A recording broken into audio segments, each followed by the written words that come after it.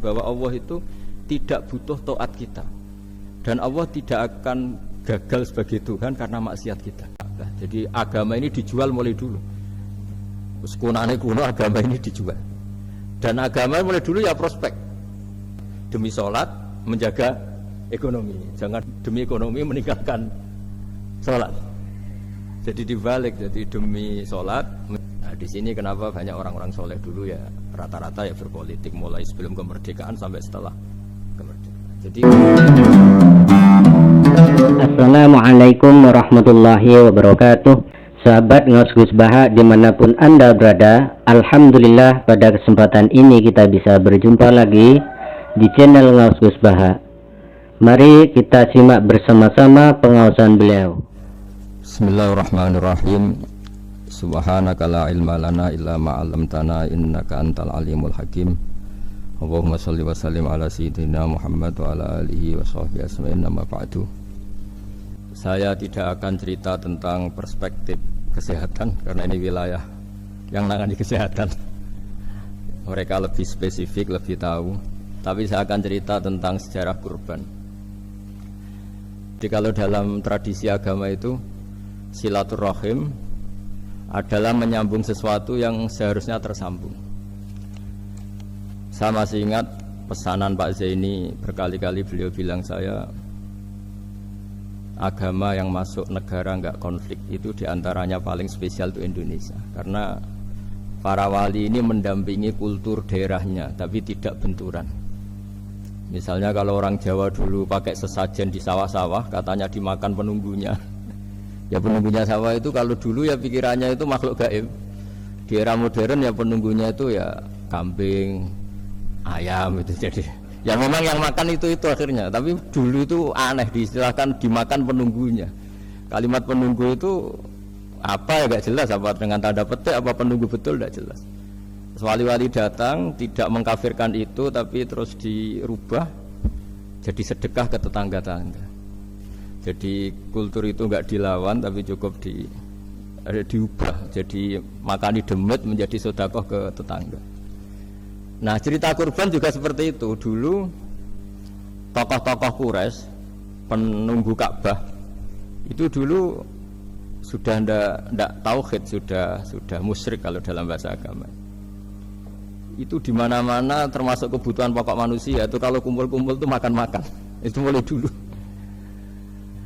Terus korbannya itu ya pasti perempuan mulai dulu. Jadi hanya bagian masak, boleh makan nanti ngenteni luyan itu, ngenteni bekas-bekasnya.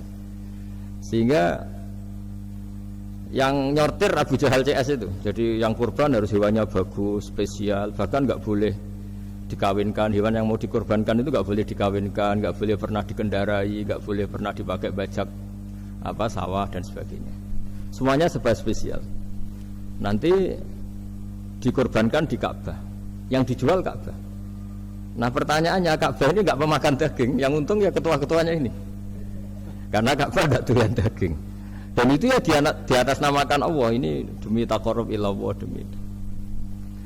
Sehingga mereka bilang waqalu hadhihi an'amu wa harsun hijrul la yat'amuha illa man nasa'u bi za'mihim.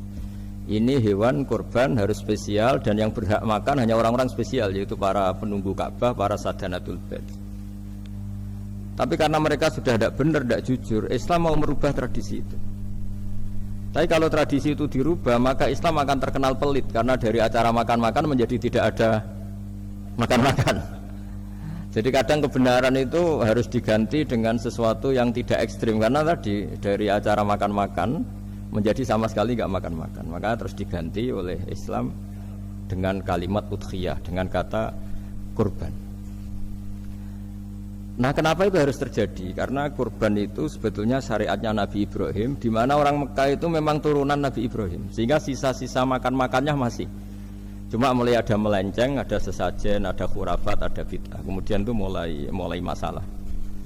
Terus Rasulullah Muhammad SAW datang ingin benahi itu. Tapi yang dibenahi adalah menghilangkan kemusyrikannya, bukan makan-makannya.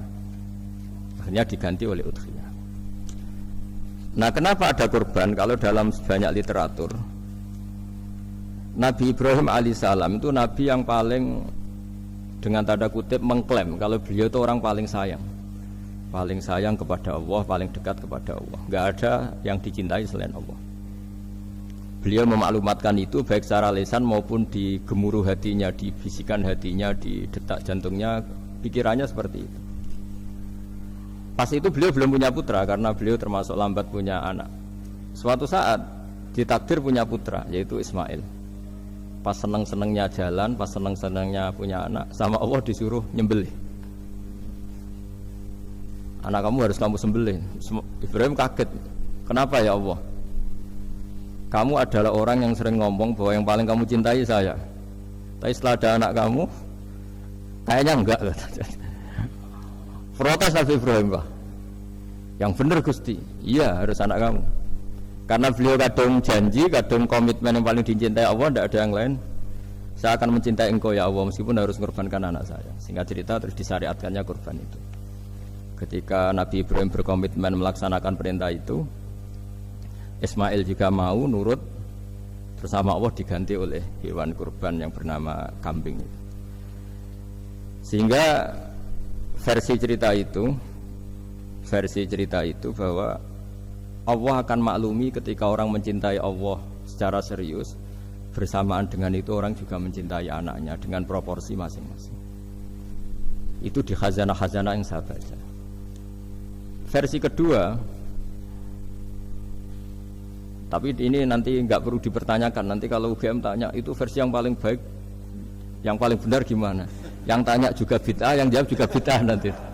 Karena itu wilayah yang kadung terjadi. Jadi kalau dalam ilmu hadis itu, kalau kadung terjadi, buat kamu unggulkan yang mana, tetap saja yang terjadi hanya satu, mau kelewat. Beda dengan istihad solusi. Karena mau terjadi ya kita uji coba. Kalau nggak cocok yang A ya cocok alternatif B, alternatif C. Kalau sudah kelewat, mau gimana? Kalau salah ya salah aja kan. Versi kedua begini, semoga versi kedua ini yang benar. Kalau ini benar, keren.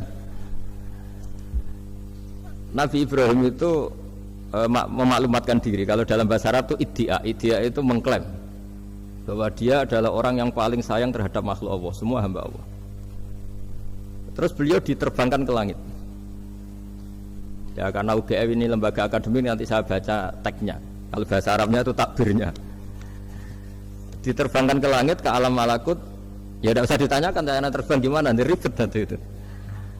Setelah diterbangkan di langit, wa kadzalika nuri Ibrahim malakutas samawati wal ardh, diperkenalkan alam langit, terus dipertontonkan. Itu ada sekian hamba Allah yang nyabu, yang ngefly, yang dugem, pokoknya yang maksiat-maksiat itu. Ibrahim ditanya sama Allah, gimana itu mereka menurut kamu? Damirhum, habisi saja Allah. Mereka makan rezekimu, hidup di bumimu, tapi mereka tidak mengindahkan engkau. Matikan saja. Sama Allah diturutin. Jalan-jalan lagi sampai 3 kali peristiwa tempat-tempat maksiat itu dihabisin sama Nabi Ibrahim. Beliau minta sama Allah supaya itu dihabisin. Singkat cerita, terus beliau diturunkan sama Allah. Setelah diturunkan, ya Allah tidak jawab, tidak apa. Allah itu punya sunnah, punya tradisi. Dengan nabinya itu tidak jawab. Suatu saat Nabi Ibrahim disuruh bunuh anaknya, disuruh nyembelih. Protes kan? Huwa samratu fuadi. Ini kekasih saya, putra saya. Kenapa engkau nyuruh membunuh? Terus kata Allah, kamu tidak ingat di malam kamu saya mi'rajkan melihat hamba-hambaku, dan itu yang bikin aku, dan saya cinta sama mereka yang bikin saya. Kamu enak saja minta dibunuh. Sengkerian gantian saya yang minta, kamu tidak nurutin gitu.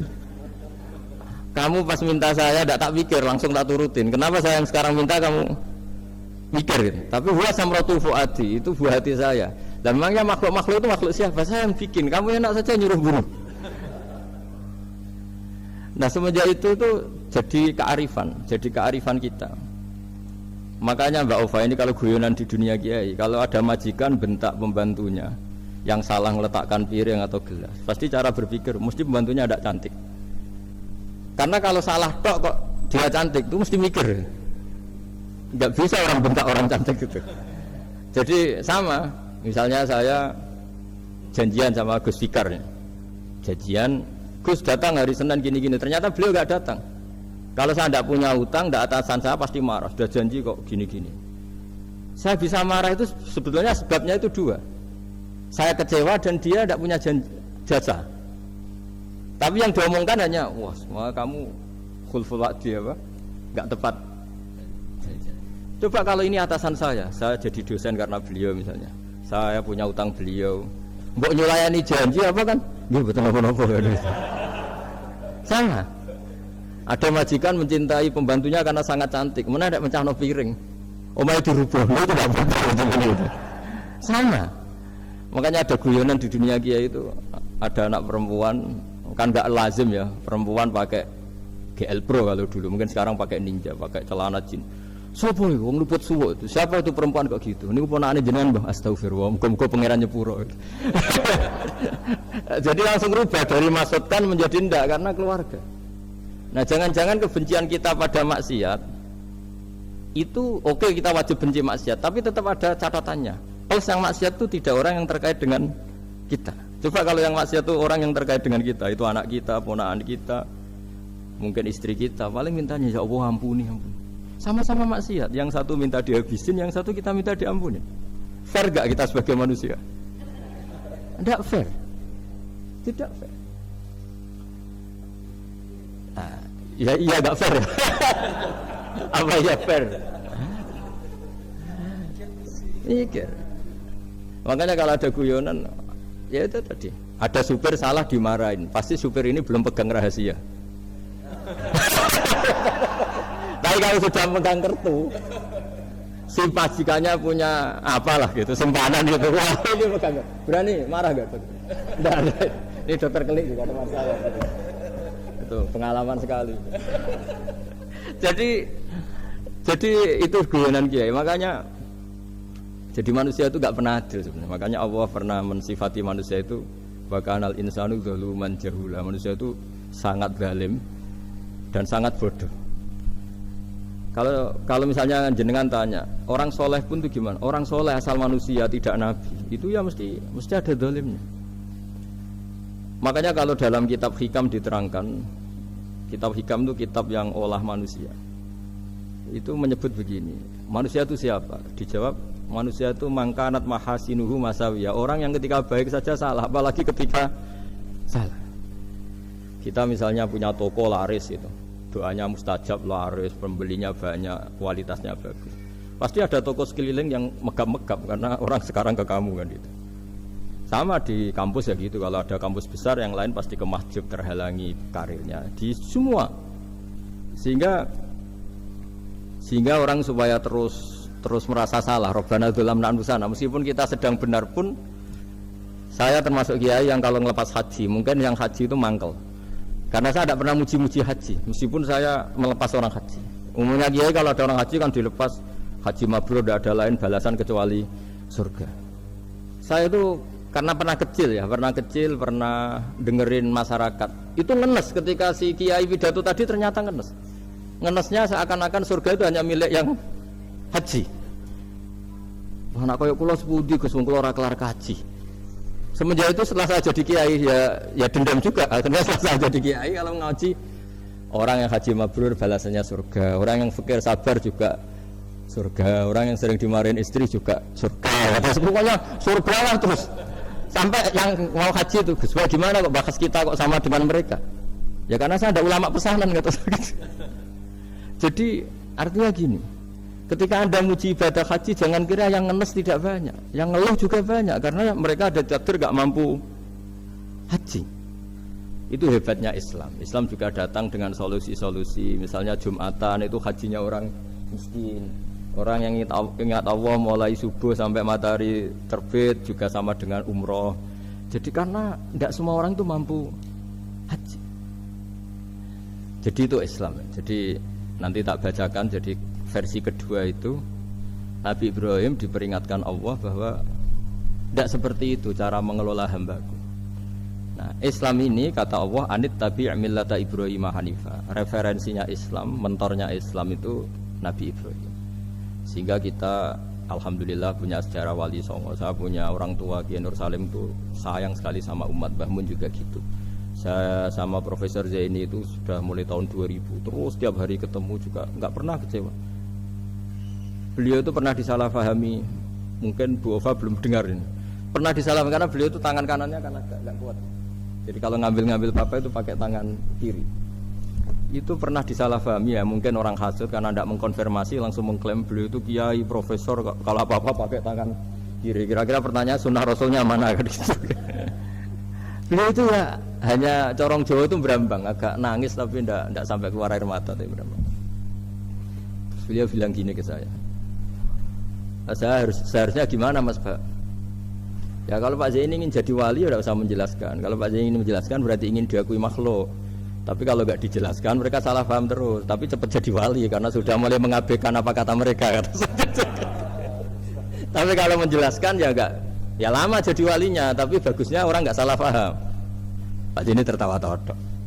Jadi wali apa enggak? Jadi saya tuh lama sekali sekamar dengan beliau ada di badan wakaf ya Mas Fajar ya. Badan wakaf yang atas itu kan dulu tempatnya Pak Rektor kan kosong. Nah itu kita tempati sama Pak Zaini bertahun-tahun tiap hari diskusi. Dan nggak pernah ceritanya beliau itu penting karena seneng guyon. Memang khasnya ulama itu seneng guyon. Kemarin saya ketemu Pak Kures, beliau cerita saya ini punya idola Gus Pak. Kalau manggil saya Gus kadang ya Pak. Dulu beliau doktor filsafat. Lama-lama jadi Syekhul Azhar. Itu kalau ke kuliah pakai bis ya. Kata Pak Kures pakai bis. Suatu saat di Al Azhar itu kan beda dengan di yang lain ya, agak-agak modern. Si gurunya ini beliau itu karena banyak yang berdiri, beliau duduk ada perempuan berdiri, terus yang lelakinya berdiri, terus jatah duduknya dikasihkan perempuan. Perempuannya itu pakai pakaian yang agak minim, agak seksi lah, agak minim. Terus si Syekhul Azhar tadi saat itu belum Syekhul Azhar, punya 2 permen. Ini ceritanya Pak Kures punya 2 permen, terus yang satu sudah dibuka, yang satu masih bungkusan, masih ditawarkan. Silakan Mbak, kamu milih yang mana? Milih yang masih itu. Padahal bukanya itu supaya lebih gampang. Ternyata milih yang masih bungkusan. Kenapa Mbak? Ya ini lebih steril karena pakai bungkusan. Oh iya. Itu pelajaran itu.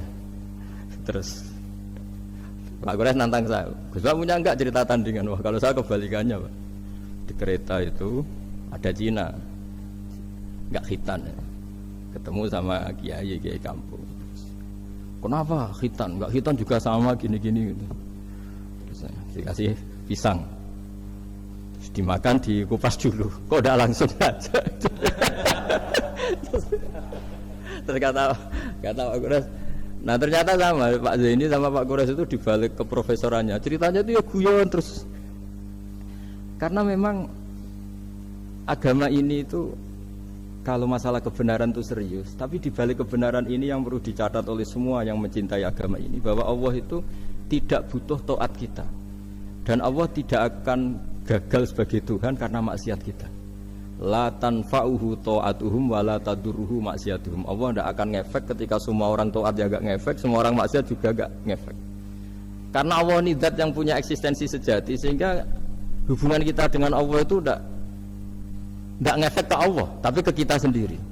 Sehingga mereka lebih rileks karena nggak merasa harus mati-matian bela Allah. Allah tetap Al-Qayyum, zat yang bisa berdiri sendiri. Sehingga di kitab-kitab itu ada bab namanya Mizahun Nabi, guyonan-guyonan Nabi. Itu ada babnya sampai di kitab Ihya, di kitab banyak lah kita.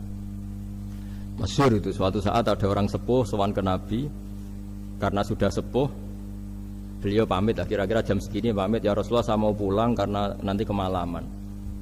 Karena beliau jalan kaki yang orang sepuh. Kata Nabi, dah tenang saja di sini, nanti pulang kamu udah jalan kaki. La ahmilan naki alab ninakoh, nanti kamu tak naikkan anaknya unta. Pikirannya orang sepuh tadi namanya anak unta itu ya kecil. Wa ma fa'altu bibninako, apa yang bisa saya lakukan dengan anak unta? Sudah tenang saja. Setelah beliau ngaji lama, ya dikasih unta tua itu.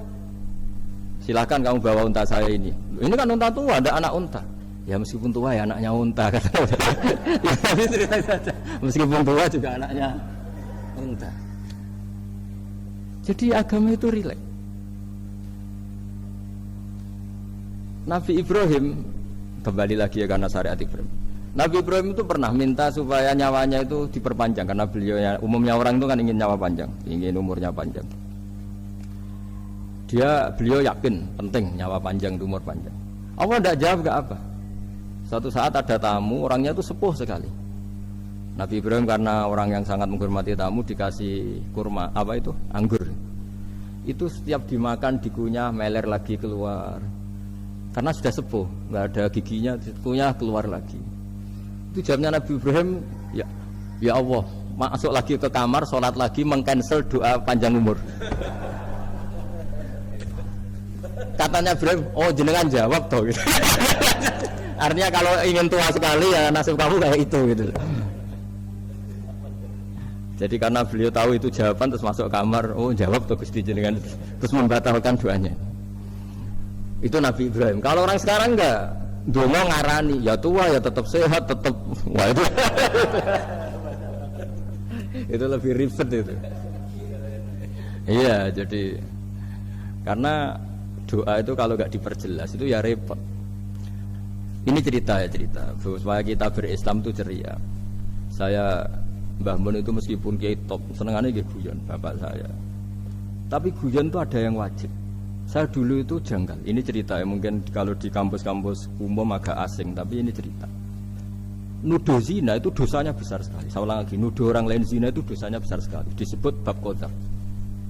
Saya pernah menjumpai 3 kiai besar Bu Ofa, 3 kiai besar. Kiai top semua. Di majelis itu ada gosip bahwa si A itu punya selingkuhan sama Sri itu misalnya, atau dengan siapalah, dengan perempuan. Itu kalau di Arab itu senangannya pakai Salma, Laila Majnun Salma. Kalau di Jawa itu kasihan korbannya itu. Ya, tapi itu contoh saja ya. Itu si Kiai 3 tadi gak ngefek, malah tanya gini, loh apa perempuannya cantik? Wah cantik sekali Mbah. Cantiknya sampai kayak apa? Malah bicara cantiknya perempuan. Saya itu ya pertama iskal. Ini kiai kok bakas orang apa? Cantik. Orang ayu ya. Setelah majelis itu bubar, yang penggosip tadi, ya yang gosip ini gak kiai, yang pembisiknya ada kiai, yang gosip ini gak kiai. Cuma kiai 3 ini posisi mendengar. Tapi malah tanya cantiknya tadi. Singkat cerita setelah orang itu pulang bilang gini, Gus. Itu kalau saya bilang iya dengan gosip itu, saya ikut qadzaf, saya ikut menuduh orang lain zina. Itu dosa besar. Selain itu saya kiai, kalau saya bilang iya dianggap membenarkan. Maka untuk mengalihkan nggak bicara nuduh, jadi guyon tadi. Jadi guyonnya itu, karena kalau kita tadi bilang iya, artinya mengiyakan. Dan itu artinya qadzaf, punya dosa besar karena nuduh orang lain zina. Diperparah dia kiai besar, kan orang menjadi percaya karena yang ngomong bukan penggosip lagi, tapi ya. Maka dialihkan tadi, loh ayo nucung gitu.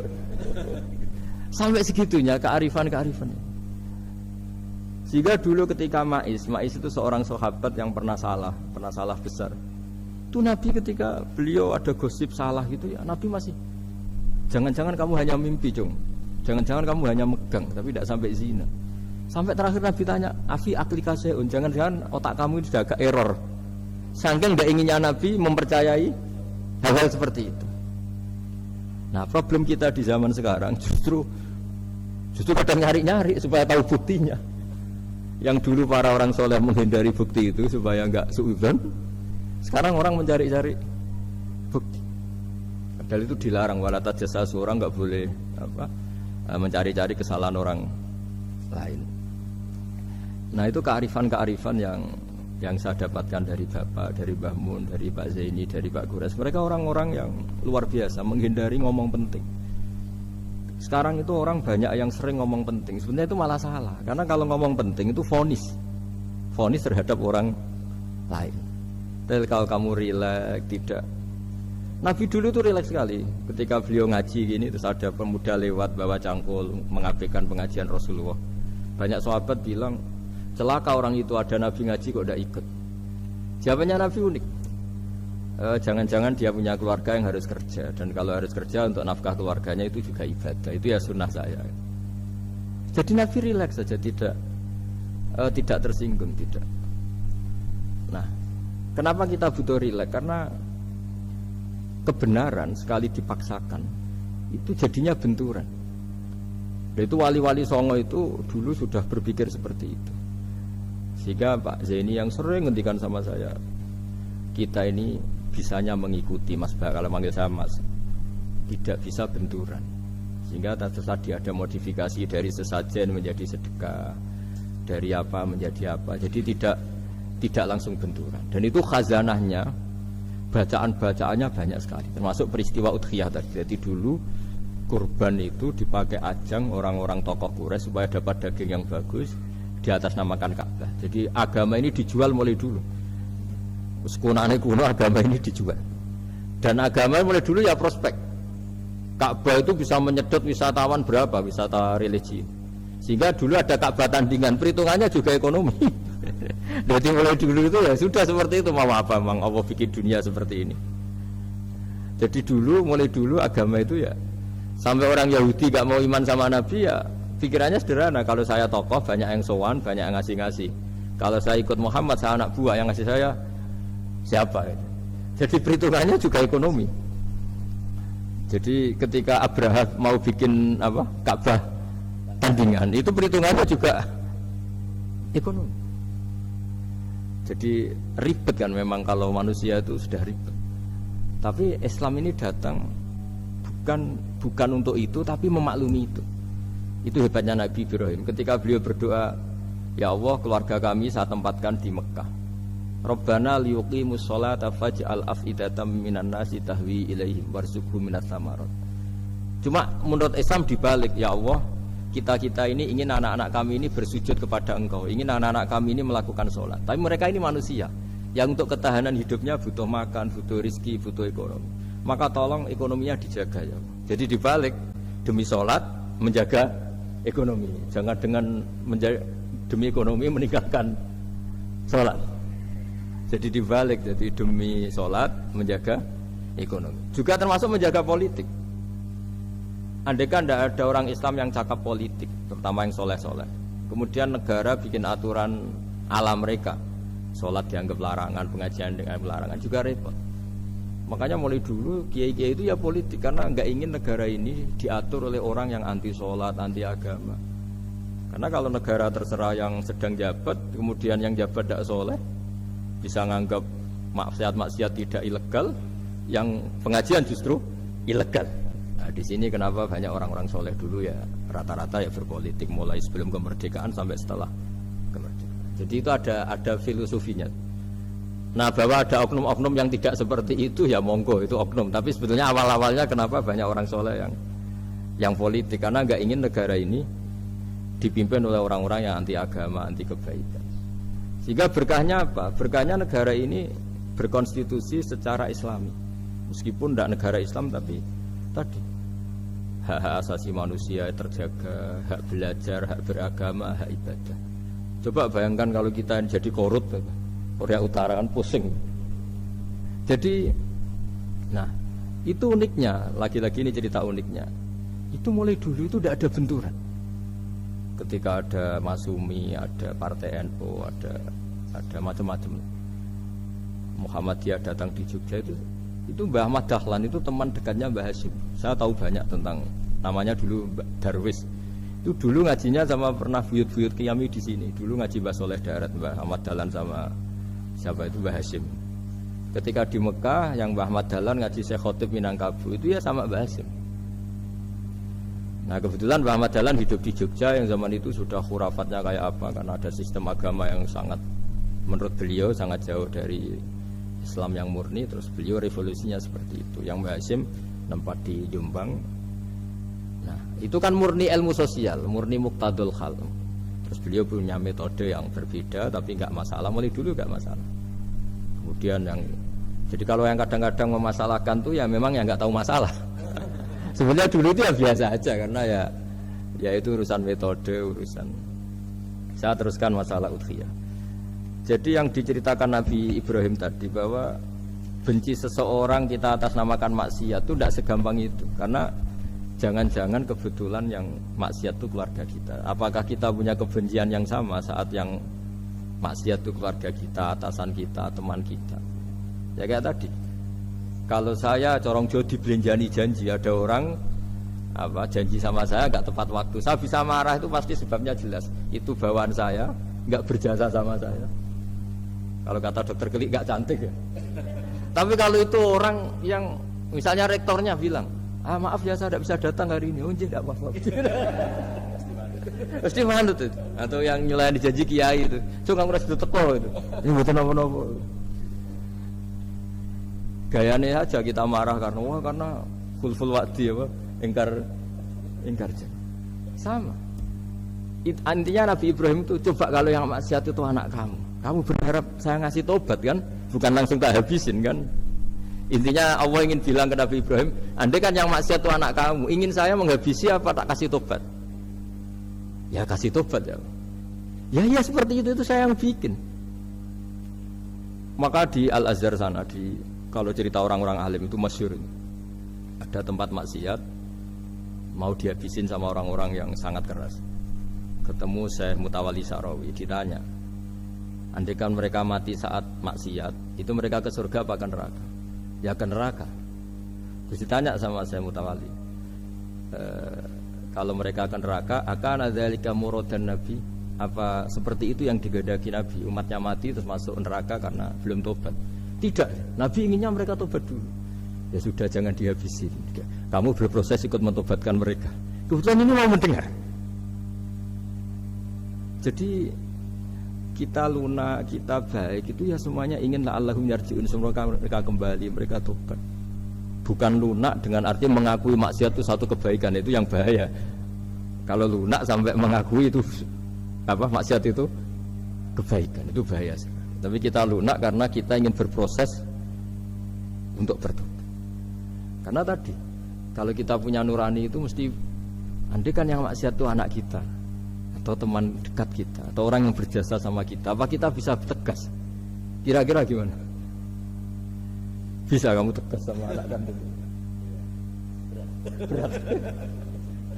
Ditantang minggat saja pusing gitu.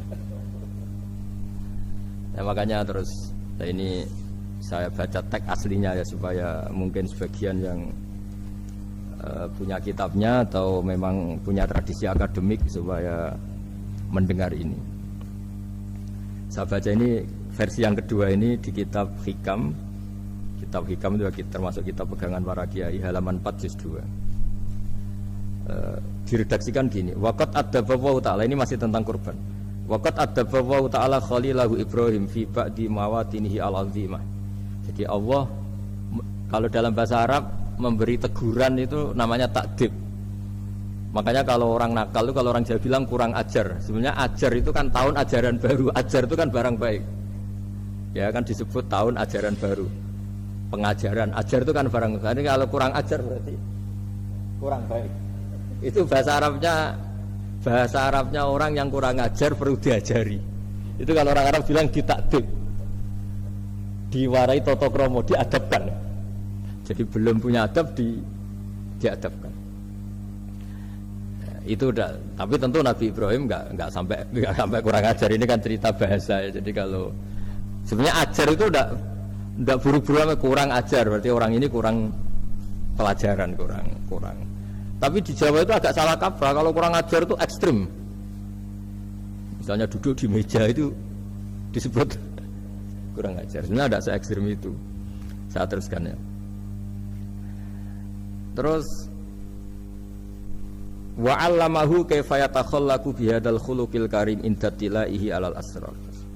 Terus kan anak Ibrahim annahu arhamul khalqi qol farafa'ahu wa ta'ala hatta asyrafa ala ahlil ardi. Nabi Ibrahim diterbangkan ke langit sehingga melihat di bumi yang maksiat-maksiat itu. Faqala ya rabbi damirhum, habisi saja. Terus faqala wa ana arhamu bi ibadi minka ya Ibrahim ihbit fala allahum yatubun wa yarjiun. Jadi setelah permintaannya semua dikabulkan, dihabisin sama Allah, terakhir cobalah kamu sekali-kali dakwah ke mereka. Kamu belum pernah dakwah kok tahu-tahu minta mereka dihabisin.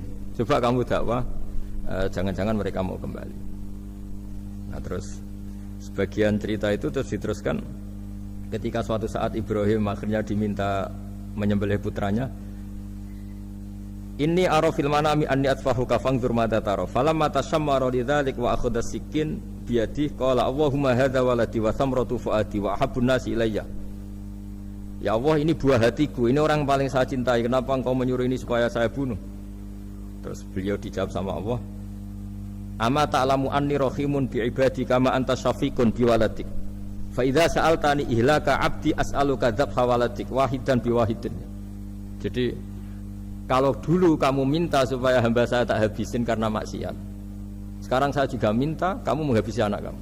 Tapi ini kan anak saya, sama itu hamba saya yang bikin juga saya. Nah semenjak itu Ibrahim dianggap sebagai bapak kasih sayang. Karena semenjak itu terus beliau orang yang paling sayang. Sampai ada 3 nabi yang menjadi metodenya Rasulullah SAW sebagai mentornya. Kalau Nabi Nuh melihat kemaksiatan langsung bilang, Rabbi la tadzar alal ardi minal kafirina dayyaru, habisi semua ya Allah. Tapi kalau Nabi Ibrahim apa? Faman tabi'ani fa innahu minni wa man asani fa innaka ghafurur rahim. Orang yang ikut saya ya karuan kelompok saya, dan yang belum ikut semoga engkau mengampuni. Tentu lewat proses dakwah, lewat proses. Nah, Wali Songo, kembali ke Wali Songo dan para guru-guru kita, itu seperti itu semua. Jadilah Islam yang di Indonesia, Islam rahmatan lil alamin, itu konstruksinya ya dari ilmu-ilmu seperti ini, bacaannya seperti ini. Karena ternyata kita tegas tadi ujung-ujungnya karena itu tidak cantik, tidak atasan kita, tidak berjasa sama kita. Kamu kalau ada supir telat, supir kok telat datang kantor gitu, pasti supir itu belum pegang rahasia. Setelah pegang rahasia tak jamin aman itu meskipun telat. Karena lebih ngeri mesti. Artinya manusia itu kayak apa ngeklaimnya tegas, disiplin, objektif. Kira-kira iya apa enggak? Enggak lah kayaknya ya. Pasti tadi. Nah itu yang makanya bapak saya kalau guyon sama saya itu, kan umumnya orang itu kalau di dunia kiai muji istiqomah. Istiqomah itu konsisten jadi imam masjid, konsisten jadi guru, jadi apa. Kalau bapak itu sering guyon ke saya, iku istiqomah apa mau digenti wong liya katanya. Artinya di balik istiqomah itu juga ada catatan lain. Jangan-jangan ambisi gak mau diganti orang lain. Jadi intinya manusia itu dalam benar saja ada unsur salahnya, apalagi pas salah gitu maksudnya. Nah ya pas benar saja ada unsur salahnya, apalagi pas salah. Nah, itulah dengan sudut pandang seperti ini adalah orang terus gak gampang menghakimi orang lain. Karena manusia yang baik adalah cukup dia merasa aibnya banyak, salahnya banyak, kemudian itu menyibukkan dia dari mencari-cari aibnya orang lain. Makanya kalau dalam cerita Ibrahim alaihissalam, karena kurban itu identik dengan syariatnya Nabi Ibrahim. Ini saya punya catatan yang kemarin tak baca juga di Jakarta. Itu suatu saat Nabi Ibrahim itu didatangin orang Majusi dulu. Orang Majusi itu ya tidak beragama. Singkat cerita Nabi Ibrahim itu terkenal kaya dan suka menghormati tamu. Dulu tamu itu sangat penting dihormati karena dulu nggak ada warung, terus padang pasir. Kalau sekarang itu ya wajib dihormati tapi tidak wajib-wajib banget. Karena banyak sudah marung di mana-mana. Sudah marung di mobilnya bawa apa? Bekal. Kalau dulu di padang pasir kalau tamu nggak dihormati bisa mati betul. Kadang 2 hari perjalanan itu nggak makan nggak apa karena di padang pasir warung nggak ada, nggak bisa ngopi-ngopi ya dulu. Sehingga kalau menghormati tamu dulu itu pahalanya luar biasa ngasih makan itu. Kalau sekarang ya pahalanya biasa aja karena ya tamunya makannya ya biasa aja karena sudah kenyang duluan itu. Singkat cerita orang ini datang ke Ibrahim minta dikasih makan. Nabi Ibrahim mengatakan kamu syaratnya harus Islam dulu, kalau enggak kasih makan. Karena Ibrahim itu seorang nabi dan beliau komitmennya seperti itu. Si tamu tadi putus asa. Akhirnya wala itu ya sudah meninggalkan Ibrahim. Setelah beberapa jangkah Allah bilang ke Nabi Ibrahim, orang itu umurnya berapa tadi bilang ke kamu? 50 tahun. Pernah enggak orang itu kelaparan? Kata Allah, enggak, baru ini kelaparan. Terus kata Allah, mundu khamsina sanatan nut'imuhu ala kufri falau nawal tahu lukmatan min ghairi antu talibahu bitahiri dinik lakana ahsan. Orang itu umurnya 50 tahun itu ya tak kasih makan padahal dia Majusi. Kamu baru diminta sehari saja minta syaratnya Islam. Terus itu ada di kitab apa Ar-Risalah Al-Qusairiyah di halaman 262. Jadi cuma dulu itu motifnya semuanya agama, bukan atas nama demokrasi atau kebebasan beragama. Karena dulu itu orang dulu itu kan saking sayangnya Allah, apa-apa konstitusinya ya perintah Allah. Dan ternyata perintah Allah seperti itu, akhirnya dipanggil. Kemana ya Majusi ke sini tak kasih makan. Majusi akan kaget. Ada apa? Kenapa kamu rubah? Ditegur Tuhan. Iya, ditegur Tuhan. Jadi dan alhamdulillah saking simpatiknya orang Majusi tadi akhirnya masuk Islam. Sama itu kan mirip orang Yahudiyah atau Yahudi itu yang tanahnya itu diambil ya sama Amr bin As untuk perluasan masjid di apa? Mesir. Ya, ketika lapor ke Sayyidina Umar, ngiranya itu kan dibenarkan perluasan masjid, ternyata Umar belain yang Yahudi. Iya, yang punya tanah harus dikembalikan tuh haknya. Jadi Islam itu menghormati hak kepemilikan meskipun itu milik non muslim. Jadi kata Allah, mut khamsina sanatan nut'imuhu ala kufri. Falau nawal tahu lukmatan min ghairi antu talibahu bitahiri ini.